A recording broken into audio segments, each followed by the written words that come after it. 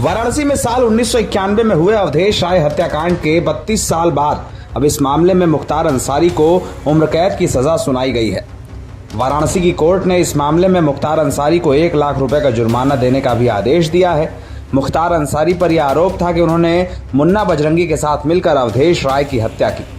अवधेश राय की हत्या वाराणसी के लहुराबीर इलाके में हुई थी। 32 सालों तक चली कानूनी कार्रवाई के बाद मुख्तार अंसारी को वाराणसी की कोर्ट ने अपना फैसला दिया है। इस मामले पर अवधेश राय के छोटे भाई और उत्तर प्रदेश सरकार के पूर्व मंत्री रहे अजय राय ने खुशी जताई है। अजय राय ने कहा है कि उनकी पैरवी के कारण 32 वर्षों बाद मुख्तार अंसारी को अदालत से सजा हुई है। वहीं इस सवाल पर कि क्या सरकार की पैरवी के कारण भी मुख्तार अंसारी सजा के मुकाम तक पहुंचा है, अजय राय ने कहा कि अगर सरकार ने ठीक से पैरवी की होती तो कई मामलों में मुख्तार अंसारी छूट ना पाता, लेकिन सरकार की कमजोर पैरवी के कारण गाजीपुर से लेकर जेलर को धमकी मिलने तक के मामले में मुख्तार अंसारी को सजा नहीं हो पाई। ये सरकार की विफलता भी है। अजय राय ने कहा कि 32 वर्षों तक मेरा परिवार एक संघर्ष को देखता रहा। मेरी मजबूत पैरवी के कारण ही मुख्तार अंसारी को सजा मिल पाई है।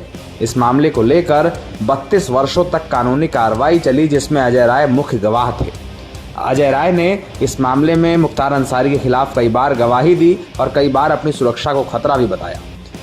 इस मामले के राजनीतिक मोड़ उस वक्त आए जब अजय राय से सुरक्षा वापस ले ली गई। अगर मेरे साथ कोई दुर्घटना होती है, उसकी पूरी जिम्मेदार ये भारतीय जनता पार्टी की सरकार होगी। अब ये सरकार को तय करना चाहिए कि जो व्यक्ति लड़के खड़ा है उसकी सुरक्षा करें और उसके पूरे परिवार की सुरक्षा करें। अब ये सुप्रीम कोर्ट तक भी हम लोग लड़ेंगे, कहीं भी पीछे नहीं है। जो व्यक्ति 32 साल इंतजार कर सकता है तो आगे भी लड़ेगा, पीछे नहीं हटेगा। और उन्होंने सरकार पर यह आरोप लगाया कि वो मुख्तार अंसारी केस में प्रमुख गवाह होने के बावजूद सरकार की सुरक्षा नहीं ले पा रहे हैं। ये खुद सरकार की नाकामी है। लेकिन राजनीतिक उठापटक और कानूनी कार्रवाइयों के बीच आज मुख्तार अंसारी को अजय राय सजा दिलाने में कामयाब हुए हैं। इसे वाराणसी की राजनीति में एक अहम अध्याय के रूप में देखा जा रहा है। ये बहुत बड़ी जीत है। 32 साल से लगातार हम लोग लड़ रहे हैं इस चीज को और अंततः आज फैसला आया है।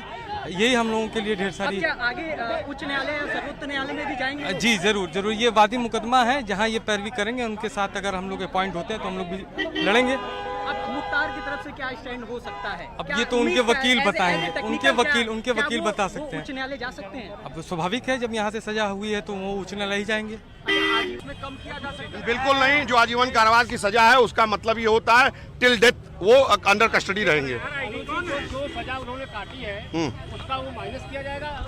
वो समायोजित होगा या नहीं होगा ये हाईकोर्ट तय करेगा।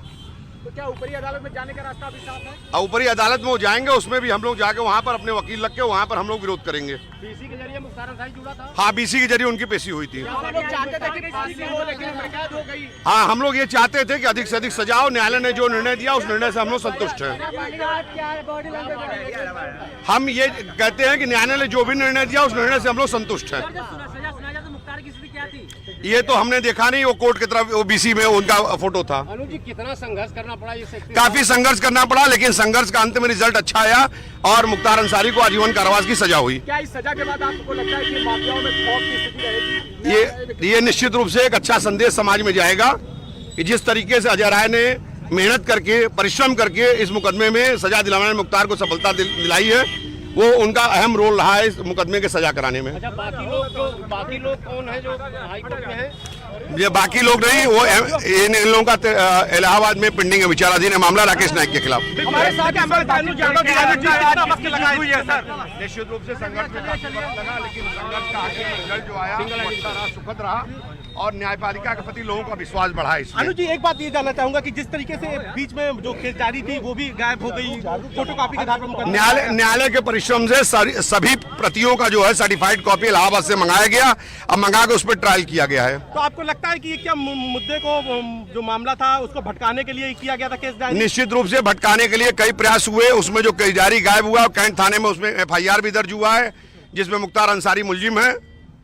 और जो मामले इलाहाबाद में विचाराधीन है, उसकी शत प्रतिलिपि मंगा के पत्रावली में दाखिल करके इसका सुनवाई हुआ था, जिसमें आज निर्णय आया है। क्या आपके गवाह को या आप लोगों को कभी धमकी मिली? निश्चित रूप से पहले हमारे गवाह को कई बार प्रेशराइज किया गया था, सुलह करने के लिए दबाव बनाया गया था, लेकिन मेरा गवाह जो है तटस्थ रहा और न्यायालय में आकर अपने पक्ष को रखा, जिसका रिजल्ट आज आपके सामने है।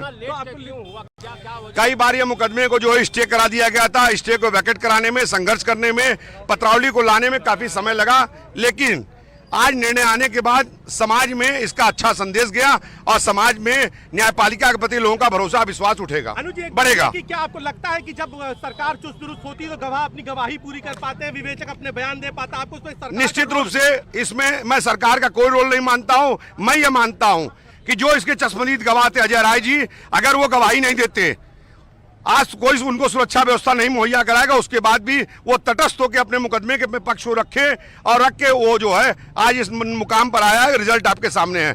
उसके चश्मदीद गवाह विजय गुरु, जिनको कोई सुरक्षा नहीं मिली थी, उसके बाद भी वो न्यायालय में आकर एज ए आई विटनेस उन्होंने अपनी गवाही को दिया, जिसका रिजल्ट आज आपके सामने है। सर, क्या लगता है कि इतने दिनों से निश्चित रूप से कहीं रहते हमारा गवाह तटस्थ था, आई विटनेस था, उन्होंने गवाही दिया, जिसका रिजल्ट आज आपके सामने है। डे नाइट मर्डर का ये पहला केस पे मुख्तार अंसारी, ये पहला मामला है जिसमें मुख्तार अंसारी के संपूर्ण अपराध जीवन में ये पहला ऐसा मुकदमा है जिसमें आजीवन कारावास की सजा हुई है। कितना सजा हुआ? 4 मुकदमों में अब तक वो कन्विक्ट हो चुके हैं।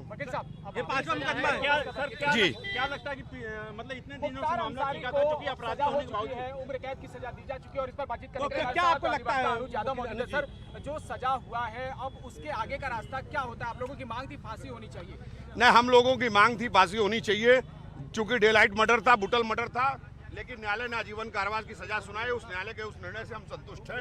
1 लाख रुपए का जुर्माना दिया गया है। फैसला आ गया है, लेकिन आप लोगों को सुरक्षा को लेकर किस तरह से डर है, क्या मांग? निश्चित रूप से जिस हिसाब से एक कुख्यात अपराधी के खिलाफ वादी मुकदमा तथा तमाम हमारे साथी अधिवक्ताओं ने पैरवी किया, उनको सुरक्षा सरकार को मुहैया करानी चाहिए।